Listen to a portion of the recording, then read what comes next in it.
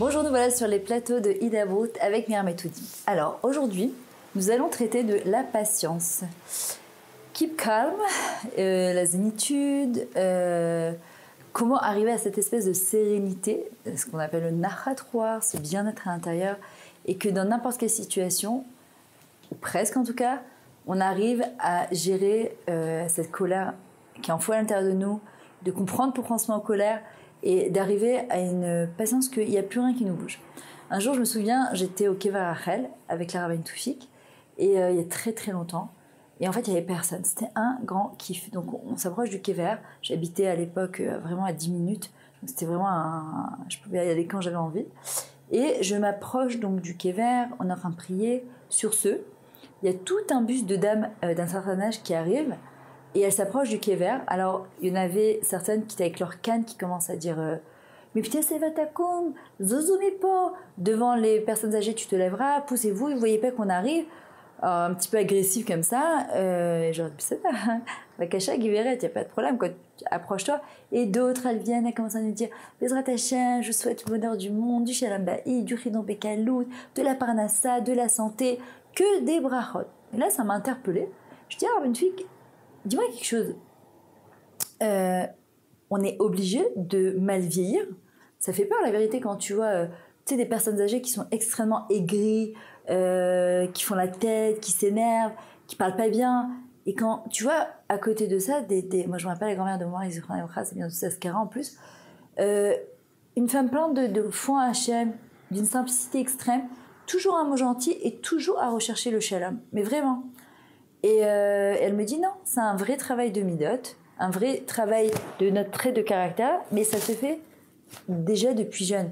Si nous on pense qu'avec le temps on va s'assagir, barour que oui, normalement, en tout cas on est censé le faire, mais c'est au-delà de ça. D'abord c'est un travail en profondeur. C'est comme, regardez, avant de se marier, les gens ils pensent que quand ils vont se marier, ils vont être autrement parce qu'ils sont mariés, que c'est leur amour de leur vie.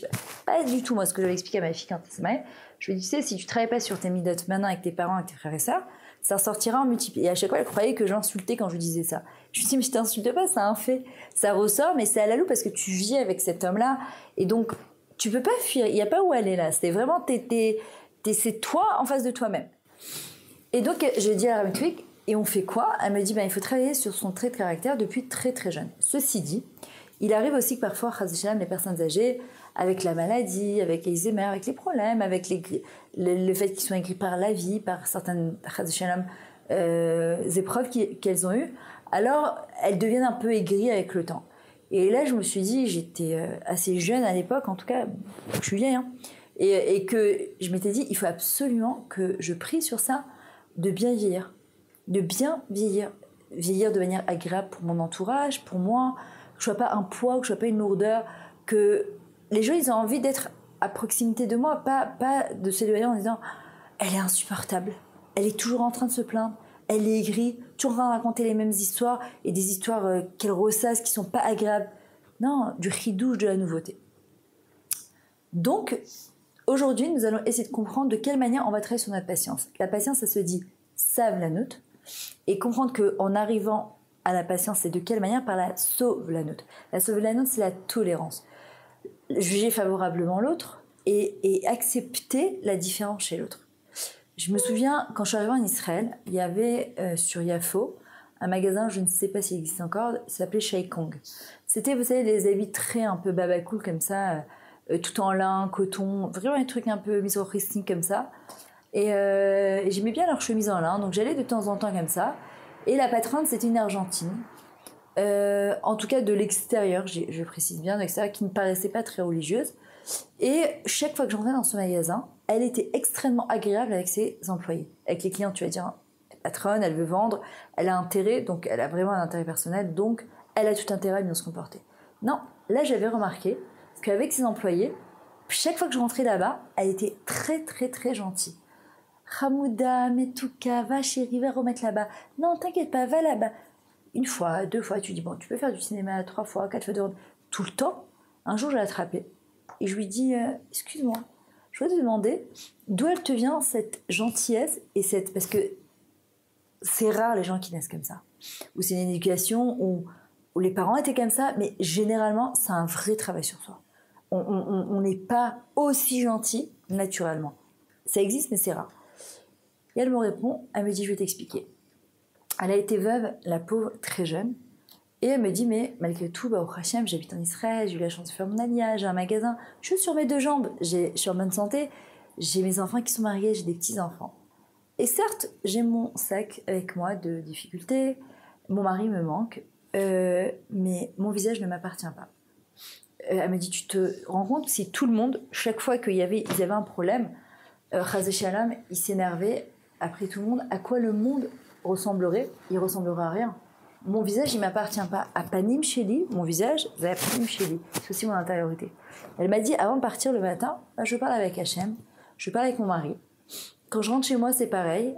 Et une fois que je sors, je franchis le pas de la maison, je me dis, ben non, tu dois être agréable, gentil, patiente avec les gens.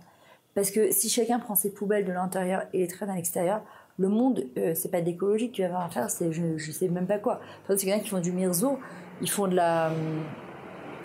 qu'on appelle ça le mirzo, c'est du recyclage, mais pas le bon recyclage. Ils ressassent, ils recyclent, ils ressassent, ils recyclent. Maintenant, c'est quoi la patience? Alors, de quelle manière on va comprendre la grandeur de la patience?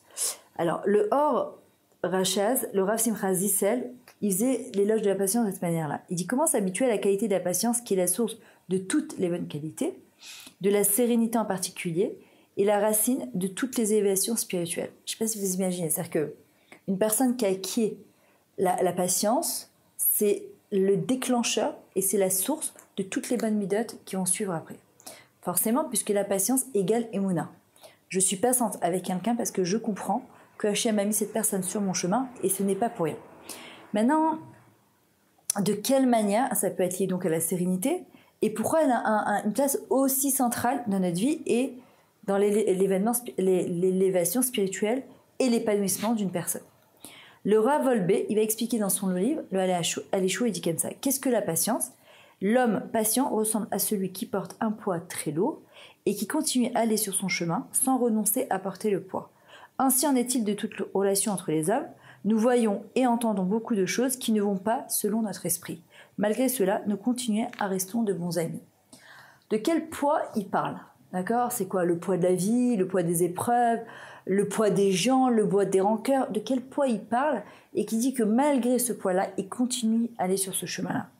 Alors, le Rav Wolbe nous explique, il dit c'est le poids de la différence.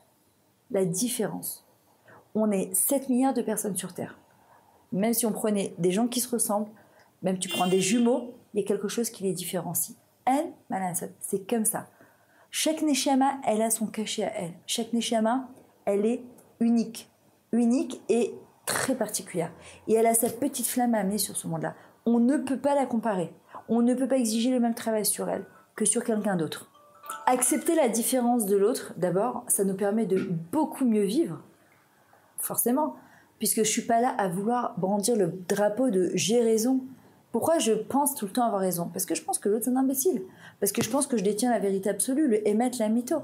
Quand je comprends que peut-être que j'ai à apprendre de l'autre, comme disait le Baal Shem Tov, il dit chaque personne qu'on rencontre sur notre chemin, même d'un animal, on peut apprendre. Pourquoi je pense que c'est moi qui détiens la vérité absolue?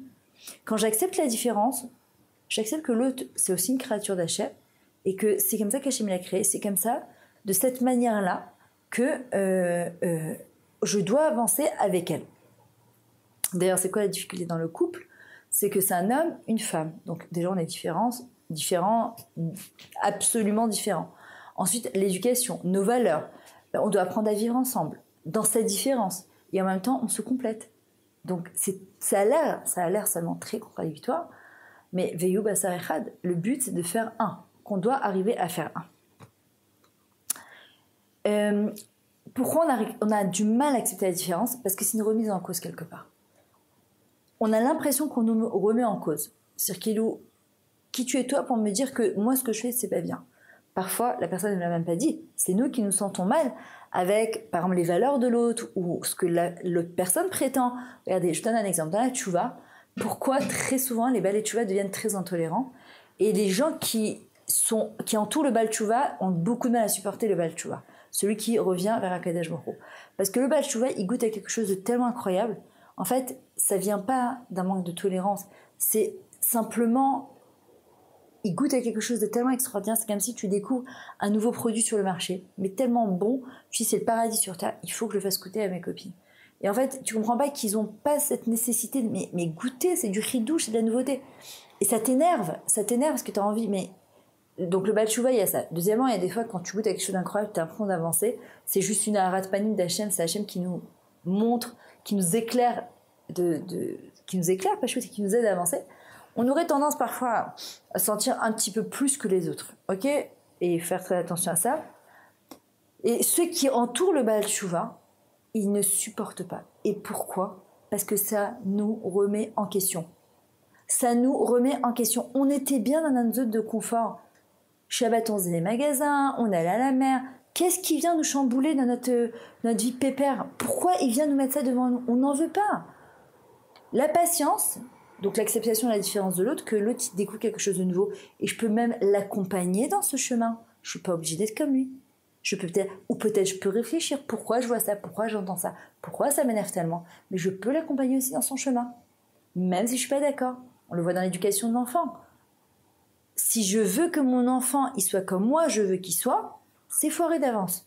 Je suis pas là pour que mon enfant soit comme moi, je veux qu'il soit, mais je dois l'aider à devenir lui ce qu'il doit devenir pour lui. Et c'est là que la Emouna, elle rentre en jeu. Parce que la Emouna, c'est que c'est Hachem qui choisit, c'est Hachem qui décide. Je n'ai aucun pouvoir de décision sur ça.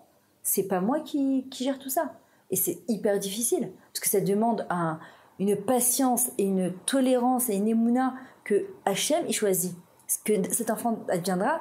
Mais quand tu te dis, mais j'ai fait mon aliyah, je les ai éduqués, je les ai mis dans des séminaires et dans des yeshivot et dans des écoles. Et regarde, je voulais donner les meilleures études et regarde ce qu'il est. On décidera, on choisira. Nous, on est juste là pour accompagner l'enfant. Je ne pourrais pas vivre le marathon à sa place de toutes les manières. Et je ne peux pas précipiter cet enfant-là dans la maturité de la vie. Il doit lui passer par cette maturation et je ne peux pas l'obliger à devenir ce que moi j'ai envie qu'il soit parce que ça serait le casser, le briser et l'empêcher de devenir surtout. Et ça, c'est la pire des choses que quand on empêche son conjoint de devenir ou son enfant de devenir, ou soi-même, c'est le plus grand suicide qui existe, c'est s'empêcher de devenir. En fait, pourquoi la colère, elle arrive? Par exemple, dans les relationnels avec les gens, parce qu'elle correspond justement à ce choc émotionnel de la différence entre ma vision de l'autre et la réalité. Regardez, je vous donne l'exemple, quand je prépare une petite mariée, c'est ce que je vous dis toujours. Sache que c'est quoi la difficulté quand tu commences à vivre avec ton conjoint? C'est que tu as un fantasme de comment ça va se passer, comment tu vas te lever le matin, vous allez prendre un petit déjeuner ensemble, quand le soir il va entrer, et puis tu vois qu'il y a un super gros décalage entre ce que tu espérais, que tu imaginais, et ta réalité. Attention, ça ne veut pas dire qu'on ne va pas y arriver. Simplement, pour le moment, c'est un état de fait. Et comment on va s'adapter à ça, et grandir et avancer avec ça. Forcément, parce que mon mari aussi, il vient, lui aussi, il est dans son fantasme, on se marie, etc. Et puis d'un coup, il réalise qu'il est responsable d'un loyer, il était chez papa et maman, il est responsable d'une femme avec ses hormones qui montent et qui descendent. Donc tous ces pahards, tous ces fossés-là, ils provoquent des chocs émotionnels qui font que parfois ça nous met en colère. Parce qu'en fin de compte, quelque part, on est en train de dire à Hachem, mais je ne comprends pas. Mais c'est pas ma vision des choses. Excuse-moi Hachem, mais tu t'es trompé dans ta manière de faire. Moi, c'était pas mon plan à toi, c'est peut-être le tien, mais c'était pas le mien. Et là, ça remet toute notre émouna en question. Parce que justement, quand je me remets entre les mains d'Hachem, je comprends que justement, pourquoi j'aurais de la patience? Parce que simplement, Kadosh Baruch Hu, il a un but. Il a un but. Quand je suis en train de passer, justement, ce processus, il a un but. Il est en train de me faire arriver à quelque chose, à comprendre certaines choses. Il est en train de me faire grandir, de me faire évoluer. Parfois, on a peur. Vous savez, un œuf, il a deux buts. Soit devenir un poussin, soit devenir un œuf pour faire des omelettes, des hauts plats, des gâteaux. Et ça passe par le fait que la coquille, elle doit se casser. Et ça fait mal. Le problème, c'est que si je laisse pas cette coquille se casser, non, je vais bien protéger mon œuf. Qu'est-ce qui va se passer? Il va pourrir. Il va finir par pourrir à l'intérieur. Un enfant, quand il naît, ça passe par des contractions. Ces contractions de vie, parfois, elles sont pénibles. Mais en même temps, j'ai beau dire ce que j'explique aux femmes quand je le prépare à l'accouchement. T'as beau dire, mais je veux pas. Ah bah oui, mais ce bébé, il doit sortir. Et parfois, ce qu'on dit à Hachem, je veux pas. Hachem me dit, ouais, mais il doit sortir ce bébé.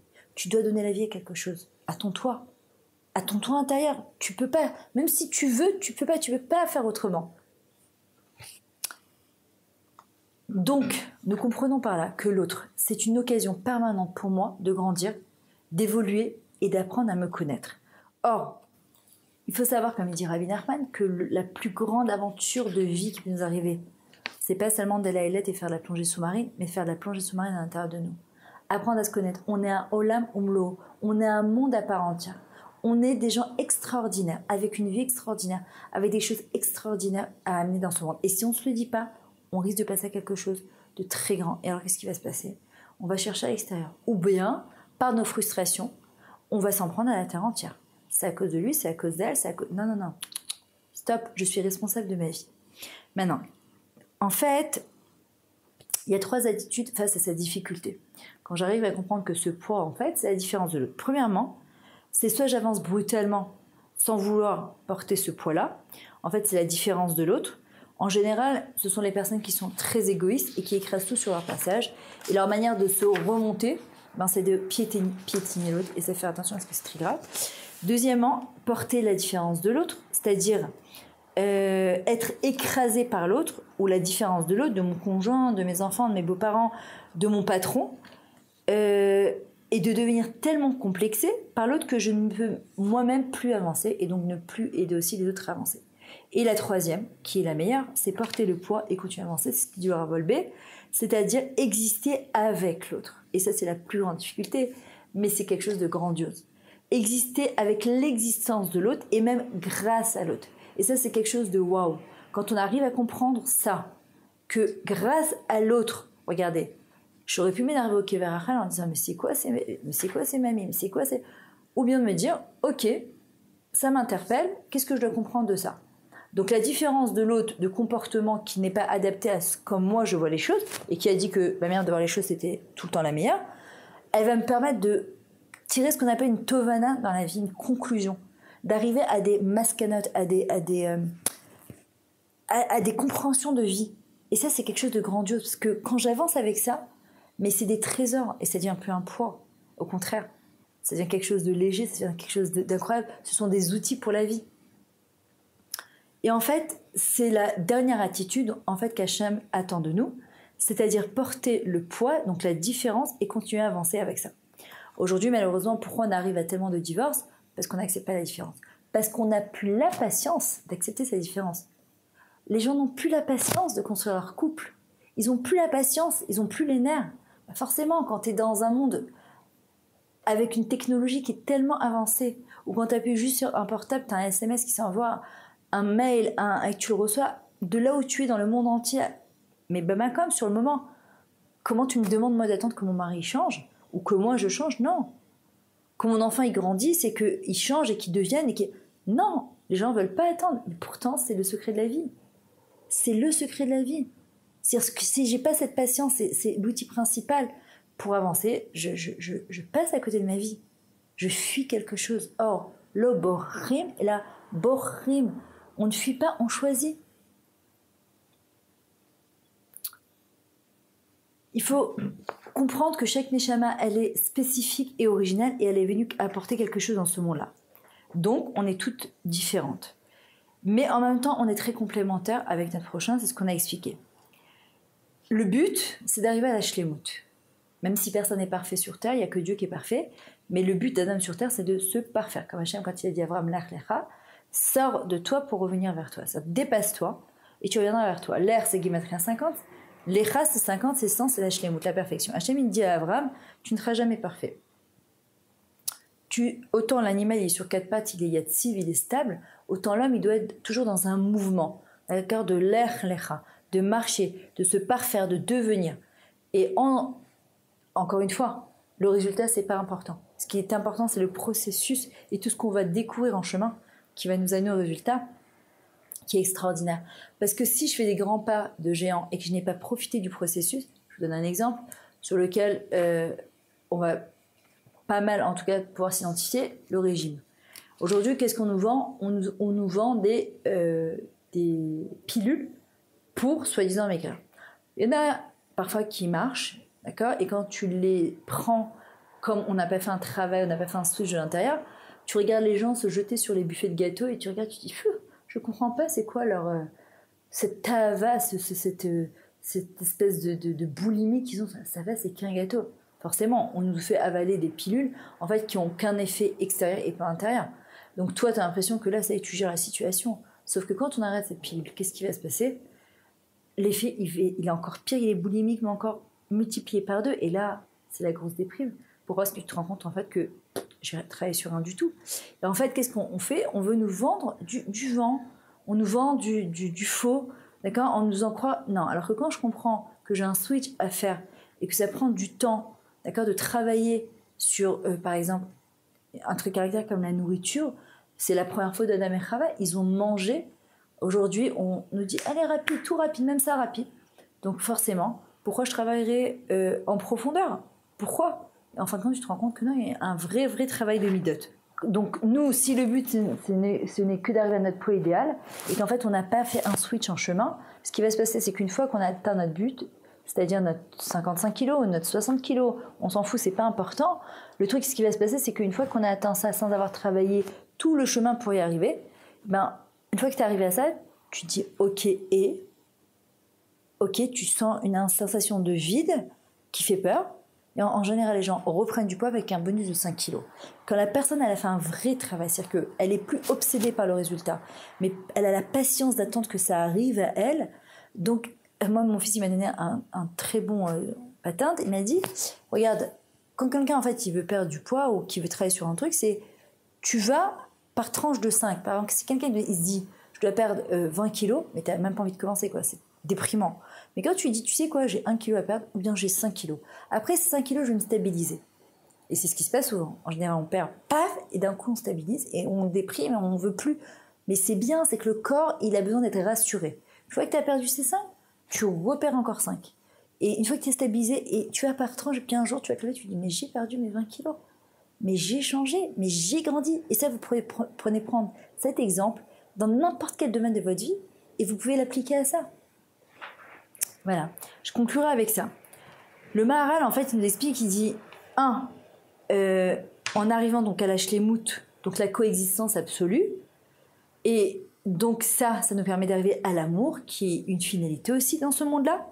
Selon le Maharal, ça correspond à quoi? À l'équivalence des volontés. C'est-à-dire, la volonté, c'est l'outil de production de l'existence de l'homme, et la communion des volontés, c'est donc l'acceptation de l'expression et de l'existence de l'autre, ce qu'on appelle la coexistence. Je peux vivre avec une personne et j'accepte qu'elle a une volonté différente de la mienne et que je l'accepte dans sa différence.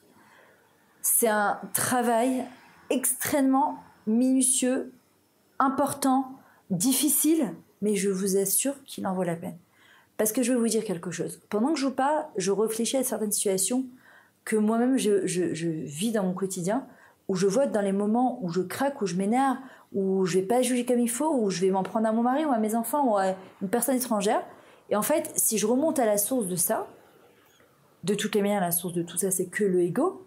Le ego, il veut du miyadi. Maintenant, personne ne me fera attendre. Personne ne me fera dire le contraire. Or, la Neshama, elle vient dire, calme-toi. Même Hachem, il a eu cette grandeur de l'etzamtzam et de se faire tout petit dans ce monde-là, qui s'appelle Olam, qui vient du mot les Alem. Il s'est retiré, il a disparu pour nous permettre à nous d'exister. Moi, je suis pas mieux qu'Hachem. Si Hachem, il a cette grande humilité, cette anava de me laisser moi exister, qui moi je suis, pour pouvoir prendre la place entière et empêcher l'autre d'exister. Et j'aurai tout à gagner.